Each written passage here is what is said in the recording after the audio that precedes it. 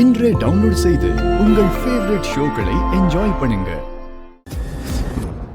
Madam என்ன மன்னிச்சிருங்க madam, நான் ஏதோ சரக்கு அடிச்சுட்டு வாய்க்கு வந்து ஃபுல்லாக உளறிட்டேன் மேடம். மேடம் மன்னிச்சிருங்க மேடம். மேடம் வெயிட்டே பண்ணல மேடம், அது நான் பேசல மேடம், இன்னும் சரக்கு தான் அப்படி. மேடம் நீங்க எதுவும் தப்பா பேசலையே, எல்லாம் கரெக்டா தான் பேசியிருக்கீங்க. நேத்து நான் சொன்னதுல எந்த மாற்றமும் இல்ல. நீங்க யாரு வேணாலும் கல்யாணம் பண்ணிக்கோங்க, எனக்கு அதுல பிரச்சனை இல்லை.